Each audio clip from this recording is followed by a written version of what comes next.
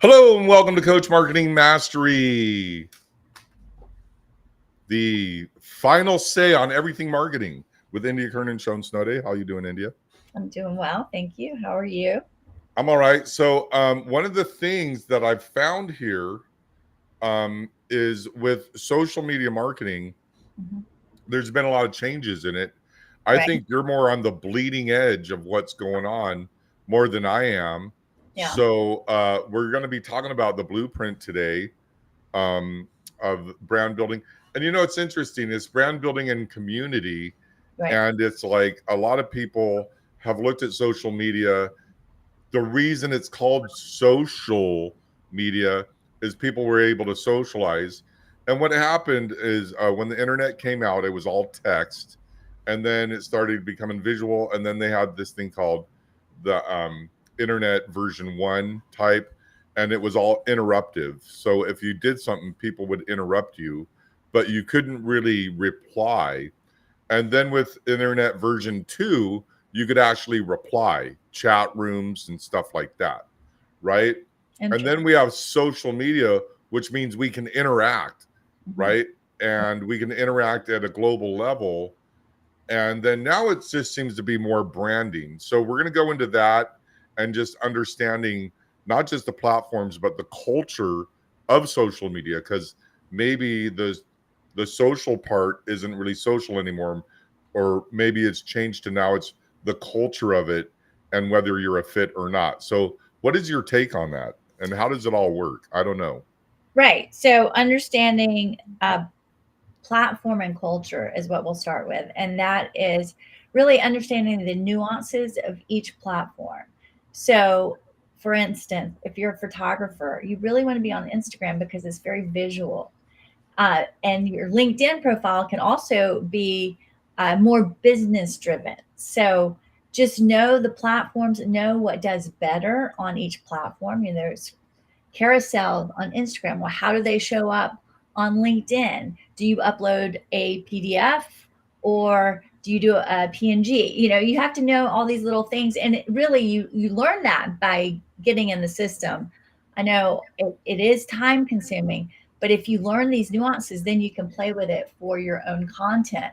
That's what I do. I approach Instagram differently than I approach LinkedIn. I don't always post the videos I do on Instagram to LinkedIn because, as we always say, you don't want to put a hippie on a military base. Right. So it's really understanding the platforms, the strengths of those platforms, the trends. On Instagram, you can use audio that someone else has created, and then say it's doing really well and it's going viral. Then you can pick it up and do it and make it applicable for your business. So that's always fun. Whereas you don't do that on LinkedIn. And Instagram doesn't allow you to download those audio bites.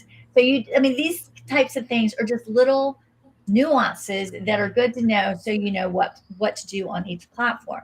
YouTube is more of a longer version video. However, you can also take that longer version and create a short, very similar to a reel on Instagram. So it's really understanding what the community expects in each of your platforms. TikTok is completely different. It's more, it's younger. Most 30 and under are on TikTok. Not all Gen Xers and baby boomers are on TikTok. So you have to think that way, right? Right. So then now, that being said, why don't we just stick on one platform? I mean, some of the things that we have in our footnotes is the culture. So like, just talk straight about the culture, because like for me, it's going to be LinkedIn. I'm looking for high end people, and a lot of them are replying. Um, but then it's also the culture. So a lot of the people that I'm connecting with, they're going to read my bio. But if Mm-hmm. my bio, even though they're the best fit for me, if my bio says that I'm a basket weaver, then is that going to fit with the culture of what I'm trying to do? Right. Right. So of course on LinkedIn, you wouldn't want to have the basket weaver on LinkedIn. What? Why not? Unless that's your business, you Oh, could be a basket weaver, but just be consistent. Also know your audience. LinkedIn is more like a digital resume. So treat it as such. You can still do videos. In fact, I do like to change it up a bit and do something on LinkedIn that most people don't see, like coming out of the water, but I talk about something related to my business. So you can change it up. You don't have to be in a suit and tie or a business suit for a woman. You can actually make it fun, but I don't think I would dance like a TikTok on LinkedIn. So you do have to know the culture. I don't think that would go over well. right. So So, then, but my question is, if I go back to these footnotes, mhm, um, it's saying the platform strengths. mhm, Okay, mhm, so here's the deal with LinkedIn. Back in the day, there's a thing called a Lion, a LinkedIn Open Networker. This is when I got kicked off of LinkedIn because I got kicked off of LinkedIn not for doing anything wrong. I grew too fast, mhm. and they didn't like that. And when you're a Lion, a LinkedIn Open Networker, that means you'll accept anyone's. That when I reach out, I'm going to accept you because you reached out to me as a connection, and I reached out to you. So what we were doing back then is we're looking for all of the LinkedIn Open Networkers and interacting with them. But for some reason, LinkedIn didn't like it because it was able to tell that I sent out like 500 of them in one night. Did you do that So manually or was that a program? I did it manually. Yeah, so that was organic, but they probably thought you had some kind of software that was Well, doing this is in 2009 or 2008. it. Yeah. And so the thing is, that so what are so then there was that, Mhm. and then there's also the groups. So the groups were really super cool at one time, and now there's not too much activity. And if there is a group, I've seen and I've had my friends go in there and like spam the groups and say, hey, I'm having a live event. So what are the do's and don'ts, and what are the strengths of LinkedIn? Do you know about what it differentiates the groups from Facebook to LinkedIn to what they now have is circle.so? We have something to that effect, that is not in social media. So what would be the pros and cons of that? Um, so what's the question? The pros and cons of Of groups, LinkedIn groups to I Facebook groups. actually have found that groups work really well. So what I do is I post on my personal profile and my business, and I'll go into LinkedIn groups and post the same thing. And depending on what it is, I think they do actually well, and it's more engage. It gives you more of a platform. So I do believe that LinkedIn groups work. I mean, I use them. That way, you're not just posting one time; you're posting 3 times. You have more eyes on your content. So I think I have one. I forgot. It's something like brains. It's about psychology. A lot of therapists are in there, coaches. So when I do something coach related, like divorce coaching, I usually send it that way. But I'll also do my marketing coaching in there as well because these coaches want to grow, and so it seems to be going well. So I would challenge you on the group thing. I really do think groups work in LinkedIn. Okay. So but my saying is that if you start a group now, like if you go in a group now, it's probably a seasoned group. But Yeah. if you start a group now, how do you get people? It's from my understanding, it's harder to get people to join the groups now as compared to when they started. Oh, yeah. Easier to get people in a Facebook group, but then all the business people, like everyone that I know that is like a multimillionaire and um, is not like a coach or something silly like that. none of them are on Facebook. They're like, that thing's a joke. It's a waste of their time because they're at a whole new level. Like they're golfing with people. They're spending $2,500 on one guy to take them out to lunch and take them golfing, right? To get the deal rather than getting a bunch of people into a Facebook group.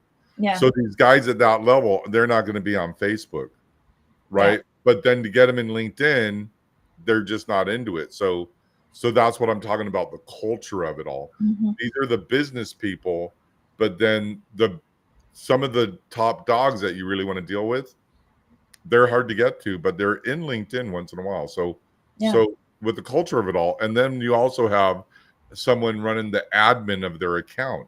So when you think you're talking to Elon, you're really just talking to an admin. Absolutely. Which, so how do you interact and how do you deal with that? Well, I don't really interact with those types of people. All right. Well, not yet. Not yet, but yeah, for LinkedIn, just the importance I think of LinkedIn is just remember that it's more business driven, and always if someone comments on your post to like it and comment too, because it goes back up to the feed. So that's a nuance that you need to know about LinkedIn, is you want to comment, you want to get as many comments as you can, and you want to interact. So anyway, I think LinkedIn's a great platform because of all the platforms: YouTube, Instagram, TikTok, Facebook. It's on the lesser, it has less people than the more social. I mean, I know all of them are social, but it seems like LinkedIn is more business. So I actually really like to target LinkedIn because of that. It's a little bit less, and you're not competing with as many people. Facebook is like 5 billion or something. It's crazy. So you're competing with everyone, not just another marketing coach. You're competing with a baker. You're competing with a shoe designer. You're competing with a fashion person. I mean, everyone. So LinkedIn I like because it's a little bit smaller. So why don't we go on? Oh, go on. So it's post-creative strategy. Yeah, let's move to the next topic, which is the post-creative strategy. Strategic organic content is the next one.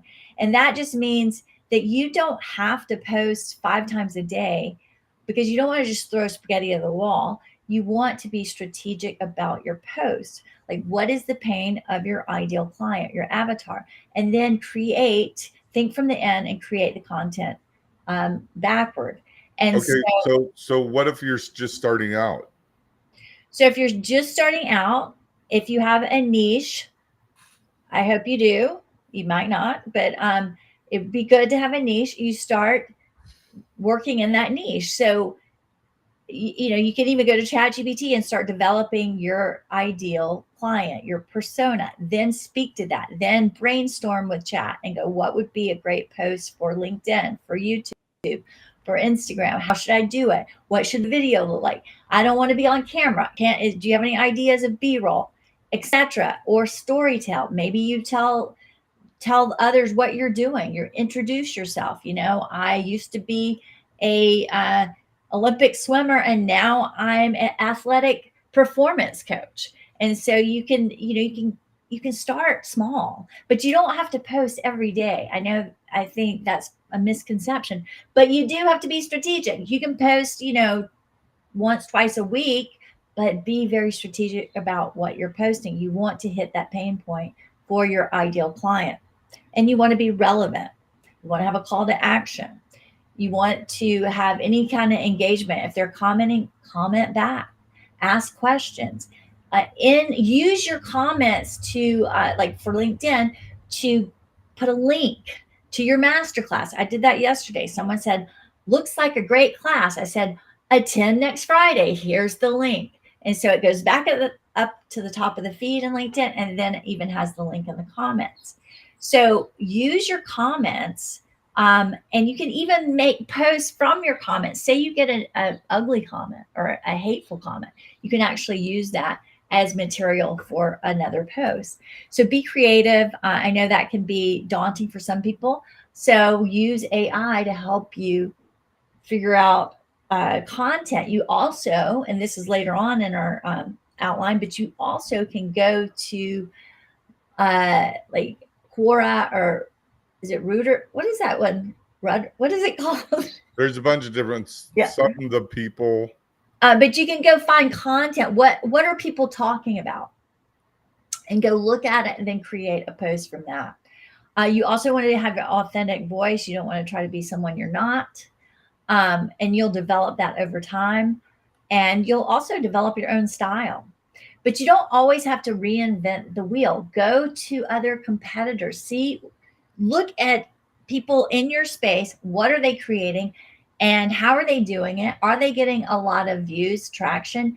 And go use it. Don't completely copy them, but you can use them as a way to brainstorm new ideas. You can actually use audio where you're not even talking in Instagram, for instance. So there's so many ways, but you do need to research what other people in your space are doing. And that helps you actually come up with content. Mm-hmm. So again, strategic organic content is also knowing who you're talking to and being consistent with that. You know, I have two different types of businesses. I try to stay consistent in my divorce coaching and in one Instagram profile I have, and then the other make it about marketing. But sometimes there's a little crossover, but that's okay, because, you know, I also have coaches that follow me, divorce coaches that follow me, that want to grow their business. So there's a little crossover. Yeah. So there's going to be that, and it's all contingent on what you do. But Mhm. then the other thing is, with the when it says authentic voice, Mhm. what exactly does that mean? Because I have people that, some people say, well, I would never say that. And I'm like, well, maybe you should say that, you Mhm. know? So Mhm. what does authentic voice mean when it comes to, because we see a lot of coaches out there, and I'm just like, I know someone told you to make a video, but I don't think they said to put that out in social media. Like, that's not really helping you. You Mhm. know, even though you're using, you know, people will say, my truth, this is my authentic voice. And then they just do a stream of consciousness that is just doesn't make sense, but they're making the video. And I get it. Go out there and fail big. Exactly. I was going to say, you know what? You're going to fail, and it's okay. It's okay to have flops. It's okay to have videos that only. Yeah, but what if you know what videos I'm talking about? I do know. I do know. What are you talking I about? think the importance of that is, I want names. you know, the importance of that is get to the point, get to the chase. Don't ramble, because you have 3 seconds to get a viewer to stop. And if you don't get it in the first, actually, you probably have less than that on social media. You need to get their attention immediately, whether it's like hitting on the glass or doing something like, you know, making some movement. But if you're rambling and just going on and on, they're going to pass you up so fast. So get to the point, and make it about your ideal client more so than you. Okay. Okay. So what's the next thing? The next thing is So going to the be next thing is post creative strategy. So what does this mean? This is after the fact that you've posted something, you go research your work. What worked? What didn't work? This video did really well. Maybe if you're on YouTube and you talk about this, shown is like at the 3-minute marker, it did really well. That's where the high engagement was, and you can see it on your analytics. So you take that little clip, that little, I don't know, like 15 seconds, and you make it a short. And then you link it, it automatically links up to the long form video. So it can get someone's attention on YouTube with that bite or whatever 30-second clip that did well. So you can go study what worked, what didn't work, recreate it, and you can even repost it. Sometimes if it did really well, you just repost it, you don't even change it. But you'll start understanding what works and what doesn't work. okay. Okay. So I do that all the time. And here's the deal. People are so worried about reposting what they already did because they're like, well, people have already seen this. Half the people have not, more than half have not seen it. You know, most people have not seen your content, so don't worry about reposting. Maybe wait. Sorry, there's a big airplane. I know. I'm not going to say it now, but go ahead. I tried to get crisp and it didn't work. No, So, I'm not. I wasn't even going to say that. so anyway, people, you know, most of the stuff you're posting, people don't see. So don't worry about reposting. Repost, especially the content that did well, but study what does well, how many views, how many comments, how many engagement, and then repurpose it. You don't always have to be coming up with content all the time. You can even take blogs that you've written 10 years ago, update them, and then make it into a carousel or a video, or gives you inspiration of what to talk about. So there's so much you can do with stuff you've already created. Right. So then, you know, we talk about this a lot, all um, the post creative strategy, but also when they talk about evergreen, how come people don't really do evergreen anymore, or what does evergreen mean? Because in our software, they can post the same thing over and over and over. There's one image that I really like, and it says mastery in a really cool way. Yeah. Um, but I don't know if that turns into white noise or not. I think it can. So I think you have to be strategic on how often you post it. Evergreen, like we have, like that post, for instance, is an evergreen, meaning it's always there. It comes up like every 3 weeks or whatever. But I do think you have to be careful, because you know the ads that you see on Facebook or whatever, they come up, you're just like, you don't even look at them anymore because you've seen them so many times that it is white noise. So you do have to be careful about how often you're posting that. Um, so, I mean, that's what I would say about evergreen. Just be careful, plan it out so it's not hitting it every week, because people will get sick of it. Right. Yeah. So then what's the next thing? So the power of comments and engagement. So like I said before, always comment, always engage with your audience if they are commenting to you. Ask questions, put links in comments, change the comments into a post, especially if it's a good one or if it's a bad one. You can do a whole post or video on someone hating on you. I mean, it's great content. You know, you always say something about haters, right? Yeah. What is it? You're really nobody until you get your first hater. Right, right. And so use it to your own benefit. Use the comments to create posts, and engage more with your people, with your community. So so anyway, use it for brainstorming and all that. What else? Build relationships. So again, ask questions and give them something. Hey, you want my free guide to how to get it right this time after a divorce? You know, so use this. This is all can be lead generating. All the social media can generate leads for you. Yeah. And then the last thing is going to be the researching your competitors. Oh, I have a good one. So this one is not my own, but it's called Sawdust versus Sawing the Logs, right? So the Sawdust content strategy, do you know what that is, or can you guess what that is? It's all the information after it's been put out. Well, it's before. So say you have a video shoot. Say you decided to get a videographer and they came to your house and you're doing this whole video, and it's some promotion for a course that you're about to launch. While they're doing that, have another camera that's videotaping you behind the scenes. So use everything. Don't let anything go to waste. So that's the Sawdust.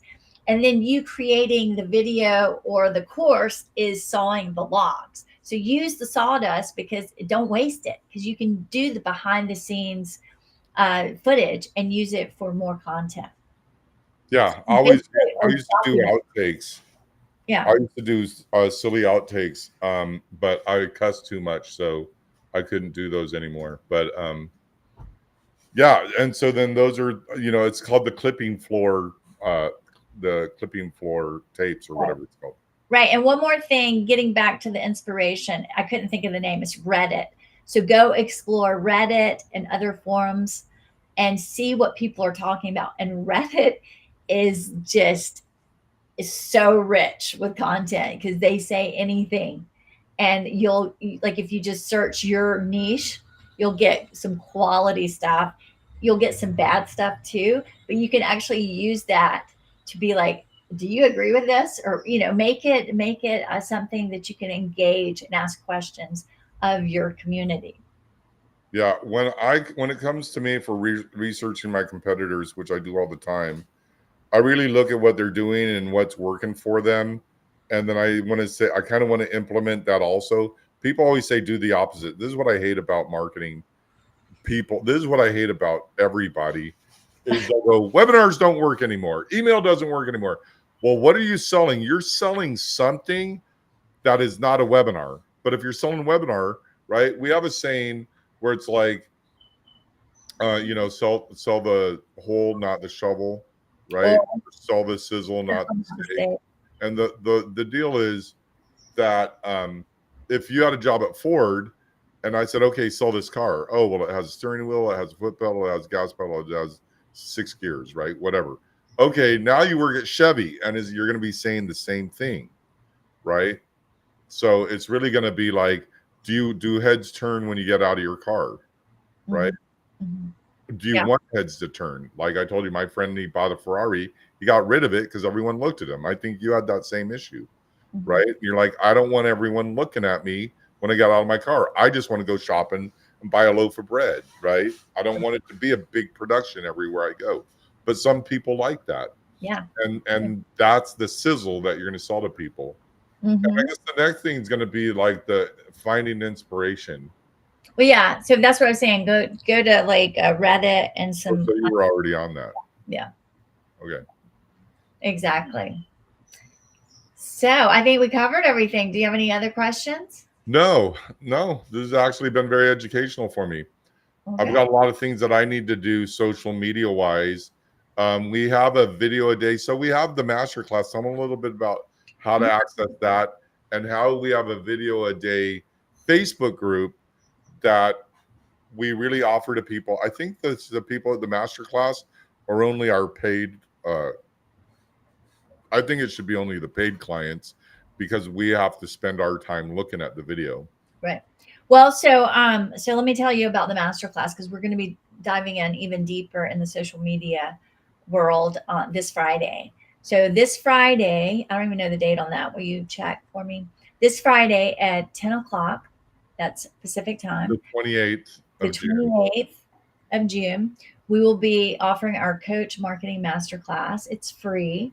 And you can find the link or you can sign up and register at coachmarketingmasterclass.com. So if you want to know more, just go to LinkedIn or my Instagram or Coach Marketing Mastery or Masterclass on any of the platforms and you'll see the link. So go check it out. It is worth going. I know we just did a LinkedIn testimony about the last Fridays where we had our guests tell us what they thought about it. So if you're interested, go to LinkedIn, go to India Kern, and you'll see the testimony and you'll see what people had to say about it. So we hope to see you there at coachmarketingmasterclass.com. Yay. Anything more, India Kern? That's it. Okay, thank you. This is really informative. So my name is Sean Snowday. I'm the co-founder of Coach Marketing Mastery with India Kern. And really, when you go to coachmarketingmasterclass.com, India is going to fill you more in on the social media. She's really the whiz at all this stuff. But we're going to probably have some strategies that you can apply immediately when you show up to this. We're just doing a flow of consciousness for the podcast. But at Coach Marketing Masterclass, you get more detailed information so you can start becoming a bigger fish in a larger ocean overnight with the help of Sean and India Kern. Thank you, India. Thank you.